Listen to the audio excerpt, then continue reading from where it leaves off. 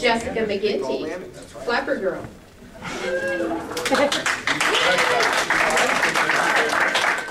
Jess is the owner and founder of Jessie Curl, a local company that makes products for curly hair.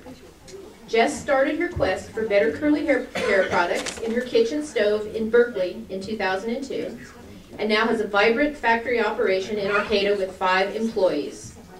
Through the wonders of the internet, she has expanded far beyond our small market to the rest of the US, Canada, Australia, Sweden, the Netherlands, Germany, France, and Denmark.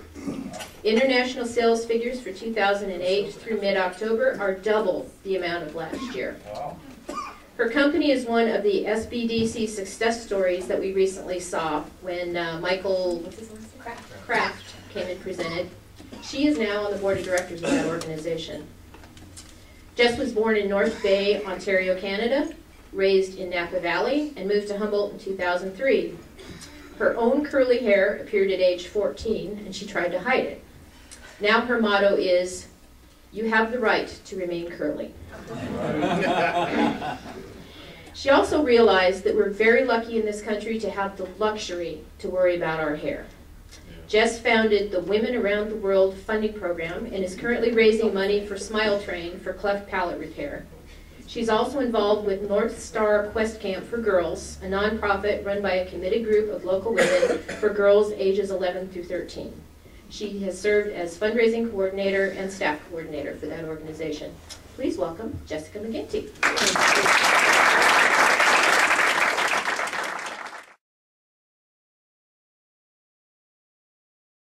Such a nice introduction. Thank you so much. Thank you for having me come speak to you guys today. It's always very flattering because I know the Rotary does a lot of really great work in the community.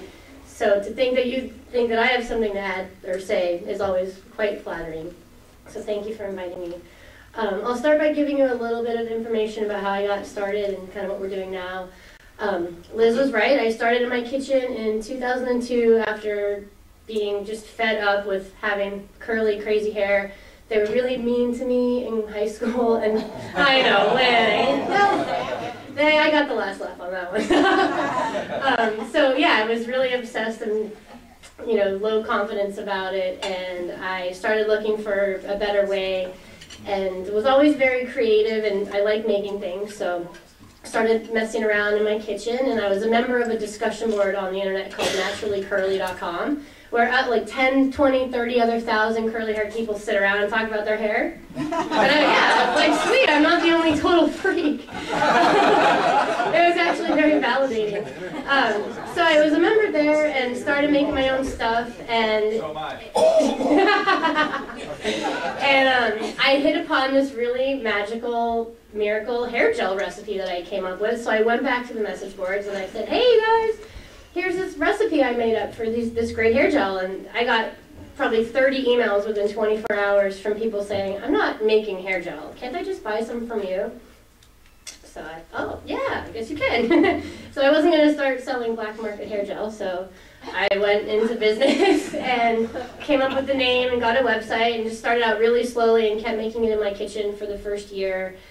And then moved to Humboldt in 2003. I had always wanted to live in Humboldt County, and all you hear outside of here, and here too a little bit, is that it's a really hard place to find a job. So I didn't move here until I had my own business, and we were at this place where the apartment was just bursting at the seams with boxes and bottles and buckets of coconut oil, and I needed help, and I needed more space for less money, and I wanted to be able to pay a living wage. And none of that was going to happen in Berkeley. So then it was like, well, great, this is when I finally get to move to Humboldt, where they need jobs and it's a lower cost of living. And at that point, I didn't even know how supportive this community is of local businesses. So that was kind of like the cherry on top of how wonderful I thought Humboldt was going to be anyway. And so as soon as I got here, I marched right into the SBDC, and they've been amazing ever since. I mean, the services that they provide has helped my business grow, and we would not be in the position we are if we hadn't moved to Humboldt. So that not just because of the SBDC, but because of how everybody's so helpful and wants to see the local businesses grow. So since moving to Humboldt, we've been able to move the business out of the house, which is awesome, because having a shampoo factory in your kitchen just isn't fun at all. Maybe it's cute, but it's not fun.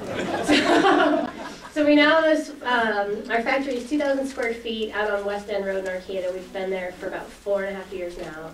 And with 5 employees, plus my business partner and myself. So 2 people working part-time and 5 people working full-time.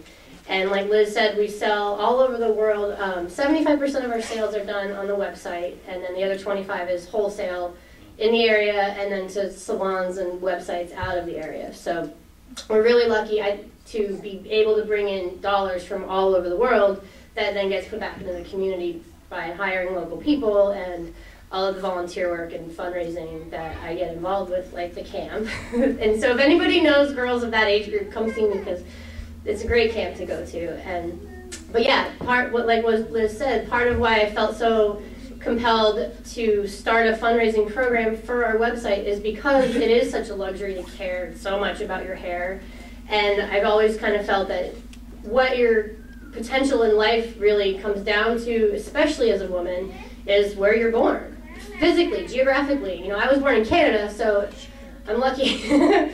But North America versus, you know, the Middle East, I mean, think about the opportunities that we have that just don't exist elsewhere. So I kind of have always felt that it's my duty as somebody lucky enough to have been born here to do things to help in other parts of the world. And so our Women Around the World program, the whole point of it is to demonstrate to our customers that we're all in this together. And so the charities that we support are all over the world. They're domestic. We've raised money for Food for People and the 4-H trail riding program, the domestic violence services here, and in addition to charities in Ethiopia and landmine removal. And the way we do it is we program into the website the opportunity for customers to donate directly through the website while they're buying their shampoo and their conditioner, and then we give them a discount on their next order as a thank you. And so there's a direct incentive for them. And so many times when people make a donation of $50 or $100, they put a comment saying thank you, like thanking me for giving them the opportunity to do something good. So it really shows that people out there really feel like, oh my God, it's so messed up. What can my $10 do? And then they see it can do a lot. And so right now the charity has, as Liz mentioned, is Smile Train, and they fix cleft palates in children in other countries that don't have the resources to do that. And we change it every couple months based on suggestions from the community or my customers. So that is one thing I'm very proud of, because we've raised around $10,000 over the past couple of years for various different charities. And thank you. It kind of balances out the vanity aspect of the fact that I'm like in the beauty industry now. And the most recent thing that I feel also proud of is I cut off 14 inches of my hair and donated it to Locks of Love, because they make wigs for children with medical hair loss. So my only hope is they don't put all that hair on one poor little child. It's a lot of hair, so it's going to look like little Cousin It running around. But you got to do it. It's a renewable resource. So that's kind of how we've grown. That's the story of how we got to where we are now. The projections are looking pretty good for the next couple of years. We're not going anywhere. We're going to be able to do a lot more good stuff. I would like to see if anybody has any questions.